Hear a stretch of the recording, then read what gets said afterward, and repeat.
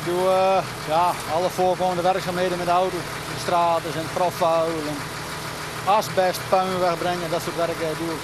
Ja, dat is toch alleen, hè? Ja, normaal gesproken wel, maar ik heb nu hulp van een vogeltje. Dat zit hier beneden te broeden op 4 eitjes sinds 1,5 week. Als het een beetje mee zit, dan komen ze komend weekend uit, denk ik. Dan hebben we 4 jonge vogels op de auto.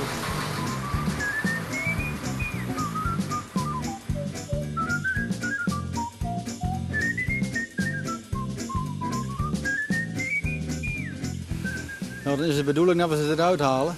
In ieder geval het hele nest. En dan hier in de buurt van de auto een nest of een plek creëren waar het nest in kan.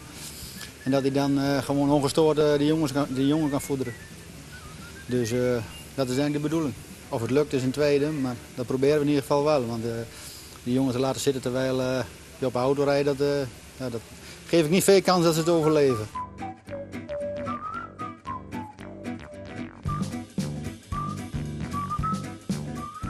Beesten, daar ben ik wel gek mee. Ja.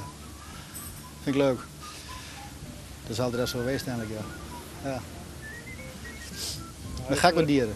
Ja, wat voor beesten ga je op voor de rest dan? Ik heb thuis een hond. En nou ja, goed. Daar ben ik ook gek mee. En verder niet. En nou dus ik een vogel. En nou heb ik ook een vogel, ja. Ik kan misschien straks een ouderschapsverlof aanvragen, maar dan moeten we maar eens even zien hoe dat allemaal lukt.